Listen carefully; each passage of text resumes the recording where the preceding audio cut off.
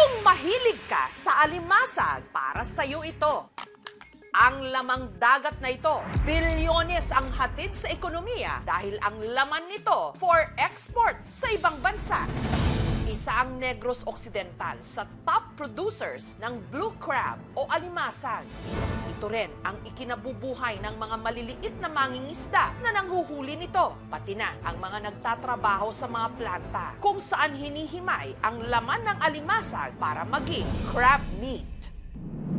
Pero may banta ngayon sa mga maliliit na mag-aalimasag ng probinsya at sa lahat ng mga maliliit na mangingisda sa buong Pilipinas. Makakaagaw na kasi nila sa kanilang karagatan ang mga higanting commercial fishing vessel. Nitong Agosto lang kasi, pinahintulutan na ng Supreme Court ang mga commercial fishing vessel na mangisda sa mga municipal water kung saan namamangka ang mga maliliit na mangingisda gamit lang ang kanilang mga simpleng bangka at lambat. Ang desisyong ito ng Korte Suprema, sakop at apektado ang municipal water ng lahat ng mga probinsya sa buong bansa, kabilang na ang 20 mga bayan ng Panay, 25 bayan ng Negros Occidental at 5 bayan ng Guimaras. Suma total, 30,000 mga pamilya ng 5,000 mag-aalimasag.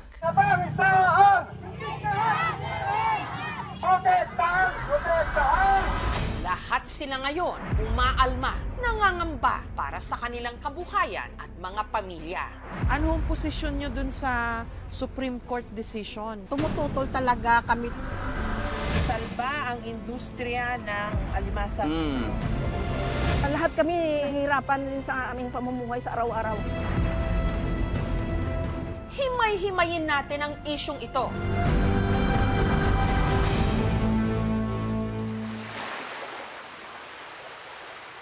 Nitong Huwebes, bumiyahe ako pa Negros Occidental. Dahil sa desisyon ng Supreme Court, pwede nang pumasok ang mga malalaking kumpanyang pangisda o commercial fishing vessels sa mga maliliit na bayan katulad ng EB Magalona dito sa Negros Occidental sa itinakdang municipal waters o 15 kilometers mula sa Dalampasigan. Ngayon pa nga lang, umaaray na ang mga mangingisda rito. Kulang ang kanilang kinikita mula sa mga alimasag na nakukuha nila. Paano pa kaya kung aagawan sila ng mga malalaking mangingisda? Ang blue crab meat production, 2 billion peso industry. Ang Pilipinas ang third largest producer ng blue swimming crabs at second largest exporter ng blue swimming crabs sa US. Maraming crabs, particularly yung blue swimming crabs sa Negros Occidental kasi marami silang pagkain. At ang nangunguna rito, ang bayan ng EB Magalona. Nasa 2 hanggang 5 toneladang blue crab ang napoproduce nila rito kada araw. Ito, may bagong dating na bangka. Tingnan natin kung may huling alimasag ngayon. Magandang umaga! May huli po kayo? Marami po? Konti. 3 kilo lang nahuli. 3 kilo. Magkano nyo mabibenta yon? 160. Karaniwan pong size ito o may mas malalaki pa rito? Ayun, malaki. May mas malaki pa doon. 160 pesos per kilo ang bentahan. So times 3, 480. Pero may 150 siyang kapital, yung pinambili ng krudo. So 480 minus 150, 230 lang ang maiuuwi niya. Paano po yun, kuya? Kasya ba yun sa gastos nyo sa pamilya? Kulang, ma'am. Sa laot ba meron ng mga commercial? May ara, ma'am, pero hindi lagpo, gagmay lang. Since binaba yung ruling ng Supreme Court, pwede nang pumasok sa municipal waters yung mga malalaking fishing vessels. Pero even before that, may mga nakikita na raw silang mangilan-ngilan. Dito sa Barangay Tumungtong, nakilala ko ang mag-aalimasag na si Mary Jane. Halos buong barangay nakatali ang hanap buhay at buhay nila dito sa mga alimasag at hindi lang mga lalaki ang mga mangingisda rito, pati mga kababaihan katulad ni Mary Jane. Ganun ba marami dito na Sa ngayon, ma'am, Pamilya? mayroon ng 3. nakatulad mo? Oo. Ba? Okay ah. So, Yung kaya ng mga lalaki, kaya mo rin. Kaya ng mga Ano babae. nang kakayanin, ma'am, kahit mahirap. Bakit pati mga babae na itong hanap buhay? Ganun. Oo, lugi kami sa aming pangailangan sa araw-araw. Pila ba anak mo? 3.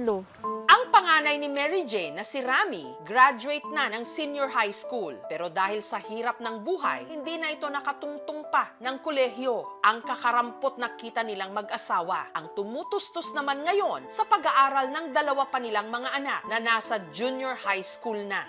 Yan yung panguhan nyo ng ano. Oo, yung alimasag, oo. Ilang oras bago kayo makahuli ng alimasag? Kinabukasan pa, ma'am. So, ihuhulog nyo mamaya, Oo, babalikan nyo na bukas lang. ng umaga naman. Ganun pala yun. Yung kaya, yun ang Tapos sugal pa pinakamahirap yon, sa amin. minsan Oo. wala, minsan meron, ganun ho yun. Akala ko agad-agad, parang isda, hindi pala. 2 dekada nang nanghuhuli ng blue crab si Mary Jane. Ang kanyang mister na si Rami ang pumapalaot lang daw noon. Pero para hindi na raw ito magbayad pa ng tauhan, si Mary Jane na mismo ang naging katuwang ni Rami. Pag malaking alon, medyo mahirap. Ngayon, okay lang. Kaya.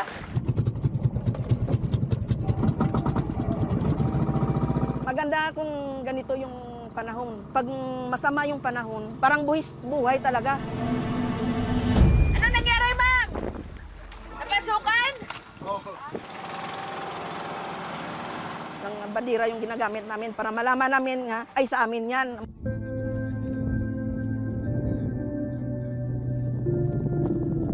Medyo mabigat. Tinitiis lang yung bigat. Makuha mo lang gamit mo. Yung lalaki, crab.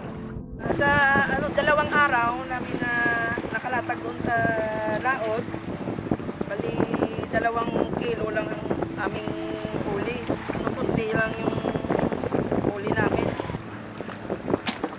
Mas marami siya kung peak season siya. Anong buwan yun? May to August, Mga magkano kada araw yon? makuha namin mga 15 kilos, 18 kilos.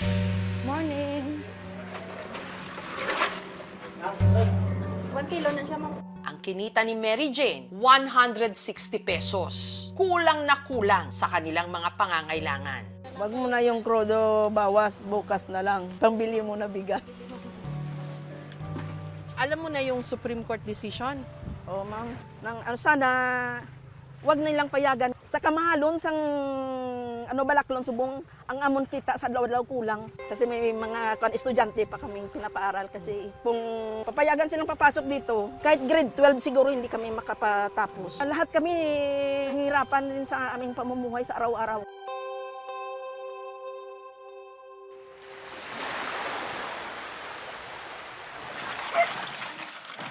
Ang huli ng mga mag-aalimasag ng Ibi Magalona, Ang ganda ng huli ah. Kanina lang huli ito? ibinibenta sa mga bagsakan, katulad ng kinaanalin. Tapos, kikiluhin na. Lalagay po sa lutuan. Ay, Lalagay po ibubuhos. dyan, ibubuhos yan po. Okay. Sa basket. Isang salangan, ilang kilo na yan? 36 po. 36. 15 minutes yung... Bali may oras po kami sinusunod. Kasi pag sobra po yung minutes, hindi rin po yung magandang quality. In-steam ang mga alimasag sa loob ng 15 minuto. Sabi mo yung presyo nakadepende sa presyo sa Amerika? Bakit doon ba nagpupunta yung produkto nyo? Opo. Nakalagay ba made in the Philippines? Hindi po, kasi sa akin, bali supplier lang po ako ng crab meat. Ayun, ang ganda. Pagkaluto, dinadala ang mga alimasag sa bahay lang ni Naanalin na katas din ng alimasag. Okay, so magsusuot muna tayo ng net Pasok po tayo, ma'am. kasi para hindi malagyan ng buhok yung mga pinaprocess nilang alimasag. May women power dito sa proseso ng alimasag. Karamihan, kamusta kayo? Ay, may lalaki rin pala. Oo. Ang laking kabuhayan pala talagang hatid, no, ng alimasag. Ito yung pinakamahal na part. Yung galing sa katawan mismo. Opo, opo. Okay, okay. Ano Actually, po, parang mas malasa yung mga Mas sipit-sipit maganda yung niya eh. ano. Pero mas malaman kasi yung katawan. Ang mga alimasag, hinihimay bago raw dalhin sa Cebu, kung saan ang mga ito inilalagay sa mga lata bago i-export. Si ate, ang galing oh. Anong gamit mo ate, kutsilyo? Anong pinakamahirap? Yung sipit? Siya. So, sa kanya yung pinakamahirap. Mabusisi kasi yan, ma'am. Pwede sumubok? Oo. Ayaw.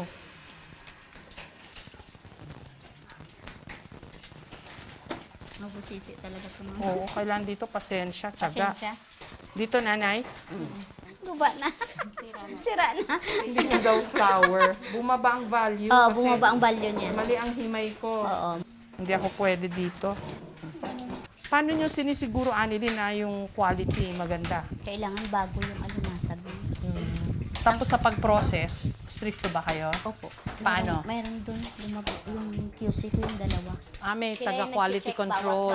bawat-bawat. 22 crab meat pickers meron dito sa planta ni Annalyn. Dagdag kita para sa kanilang mga pamilya. Kapag pinayagan na ang mga commercial fishing vessel na mangisda sa kanilang karagatan dito sa Ibi Magalona, nangangamba ngayon si Annalyn na baka maapektuhan din ang kanyang negosyo, lalo na ang nasa 60 nilang mga trabahador. Siguro hindi kami papayag kasi pag mapasok na yung malalaking ang isda, paano na lang yung ganito lang yung hanap buhay namin. Nasa karagatan po tayo na napapalibutan ng mga isla at probinsya ng Panay, Iloilo, Negros at Guimaras. Kilala po ang parting ito ng dagat. Sa yamang dagat na nagbibigay sa kanila, hindi lang ng milyones, kundi bilyones, pati na rin sa pambansang ekonomiya. Dahil sa industriya ng alimasag o blue crab. Yung troll na yan. Diyan namin ilatag yung lambat namin. Talaga ang kinabukasan, wala na kaming makuhang lambat. Sa laot, itinuro ng aming bangkero ang isang malaking bangka na nagsasagawa raw ng illegal fishing. Sa mga mangingisda naman, magkakakilala sila kahit sa laot. Sa ngayon, sabi nung aming bangkero, alam na alam daw nila na may mga illegal fishermen dito sa lugar. Katulad noon sa malayo, troll daw yon, mga malalaking mga pangisda na yung mga gamit nila nasusuyod kahit yung mga maliliit na mga isda. Ayon sa Philippine Fisheries Code of 1998 o ang Republic Act 8550, maituturing na small-scale fishing vessel ang mga bangkang kayang humuli ng 500 kilos hanggang 3 toneladang lamang dagat kada araw. Medium scale naman ang mas malalaking mga bangka na ang bigat 20.1 to 150 gross tons at karaniwang ginagamit ng mas advanced na pangingisda katulad ng trolling. Habang ang may laking 150 gross tons pataas o ang mga malahiganting mga barko na may kakayahang pumalaot sa mas malalim na karagatan, maituturing ng large-scale commercial fishing. Per hour, yung mga commercial fishing vessels, 3,000 na kilo yung kaya nilang makuha. Yung mga mangingisda natin na ang gamit lang ay simpleng mga lambat, kalahating kilo lang. So, ganun kalaki talaga yung diferensya. Tanong ng mga mangingisda rito, bakit daw ba ganon? Kung sino yung mga maliliit, siya pang parang pinapahirapan. Yung local government unit ho dito, anong sinasabi ho sa inyo tungkol dito sa isyong ito? Hindi pa naman kami nakapag-usap sa kanila, ma'am, kasi nalaman lang namin yung issue last January 31 lang. Sinubukan naming kunin ang panig ng LGU o ng lokal na pamahalaan ng Ibi Magalona tungkol sa isyong ito, pero tumanggi sila.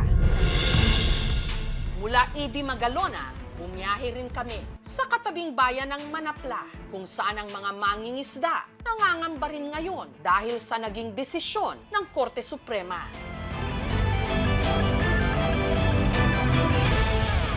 Maayong hapon sa inyong tanan.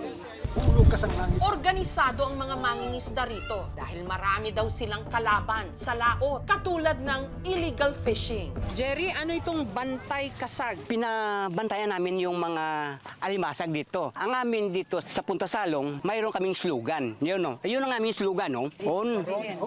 On taton. Salbaron ang industriya sang pangasag. Isalba ang industriya ng kasag. On taton. Yung alimasag. Sa ngayon ho ba, kamusta po ang buhay dito sa inyo? Sa totoo lang po, may kahirapan po. Gusto namin matigil yung mga illegal fishing dahil Opo. inaano namin yung maproteksyonan yung karagatan dito sa amin. Kalikasan. Sunod sa Ibi Magalona, bayan ng Manapla, ang second largest producer ng blue crab meat. Kamusta ho maging bantay dagat dito? Mahirap po doon. Paano? Kasi Paano ho? wala kami enough nga mga kagamitan. Mitan. Katulad sa radio, maliit ng bangka. Paano ho pag may dumadating na mga illegal na malalaki yung mga bangka? Pinakaiusapan lang po. May mga nahuli na po kayo? Marami na. Liog lang pa tayo kompresor.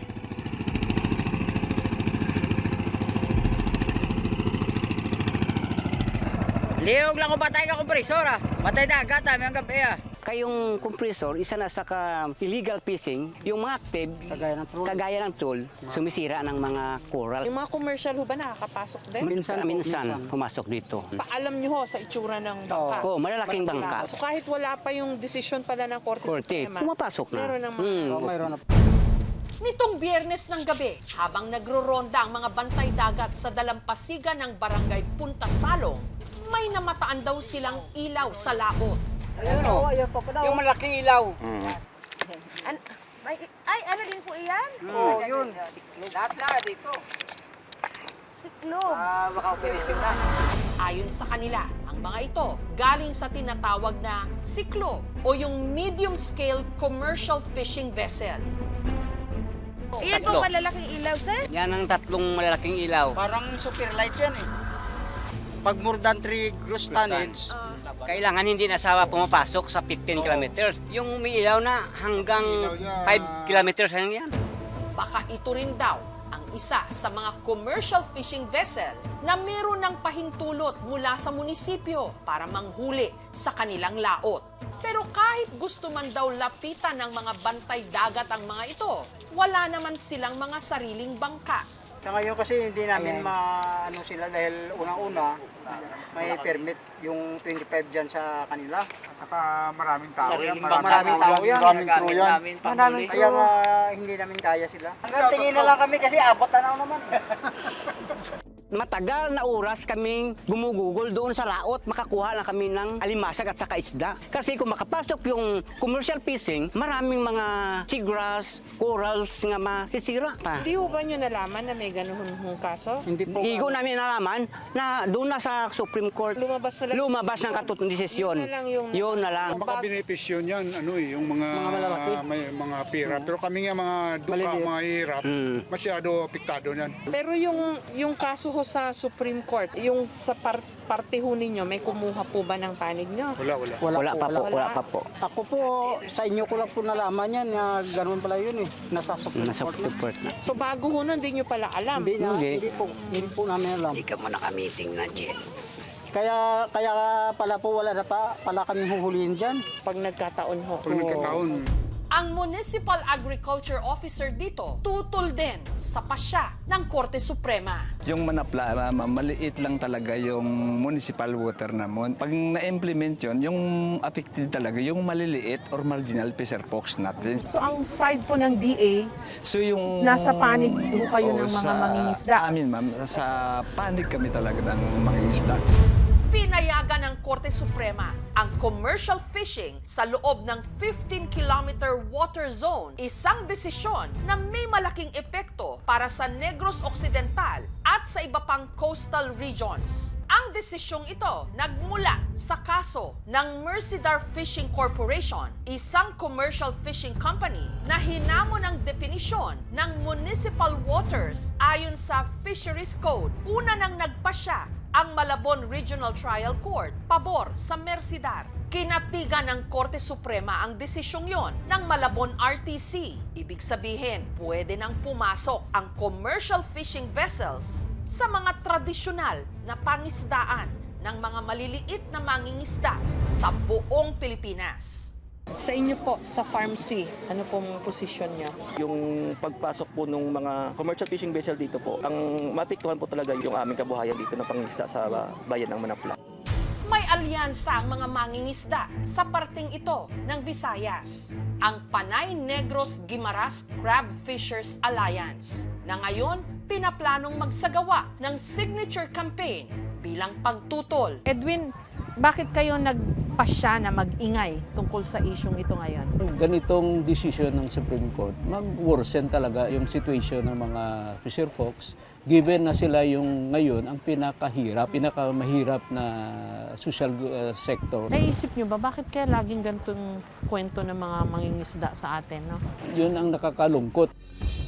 Ayon sa aming pagsasaliksik, October 2023 pa naghain ng petisyon sa Malabon RTC ang Mercidar. December 2023, pumabor ang Malabon RTC sa kumpanya. Idineklara ng korte na labag sa saligang batas o sa konstitusyon ang ilang probisyon ng Fisheries Code. January 2024, naghain naman ng motion for reconsideration sa Supreme Court ang Solicitor General, Bureau of Fisheries and Aquatic Resources o BIFAR at ang Department of Agriculture. Pero hindi na ito tinanggap ng Korte Suprema dahil lagpas na raw sa 15 days na period para sa apela.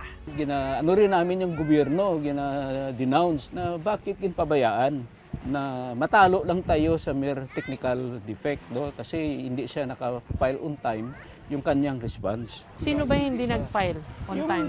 Solicitors General? Supposedly yung government panel, yung Solicitor General, of course yung BIFAR. So sabi namin, sa 15 days na gin-allow ng law na mag-file sila, dapat naka-file sila, kahit nakagawa sila ng consultation. So natalo pala yung side nyo dahil sa technicality? Oo, more procedural setback yun. Nagsasagawa rin ang grupo ng kilos protesta. Balang isda kasi patuloy na nagkakaroon ng illegal, unreported, unregulated fishing sa ating municipal waters kahit bawal ang commercial fishing.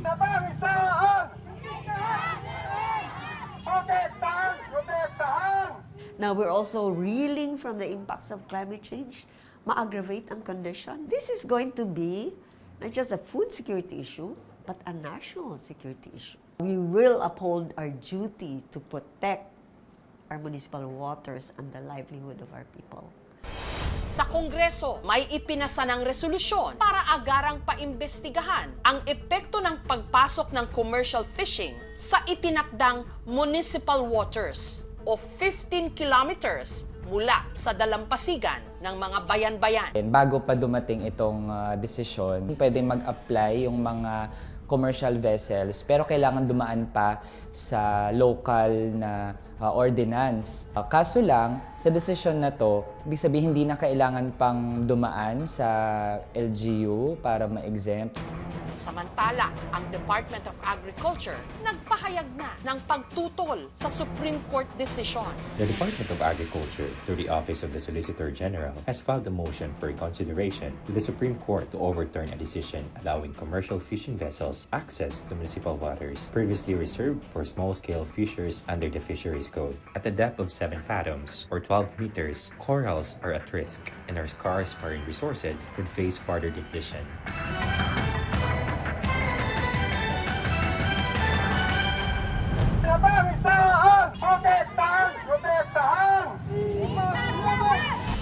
Sa ngayon, umaasa ang mga maliliit na mangingisda ng Negros Occidental na baka may pag-asa pang baguhin ang naging pasya. Mapakinggan din sila. Kaming mga mahihirap na maliliit na mangingisda, lalong hihirap. Silang mga mayayaman, lalong yayaman. At ang kanilang mga hinaing bago sila agawan ng pagkakataon na wag palalong lumubog sa kahirapan. Halos dyan po kami nabubuhay. Ngayon, kung kukunin pa nila yun, paano na talaga yung mga maliliit kagaya namin?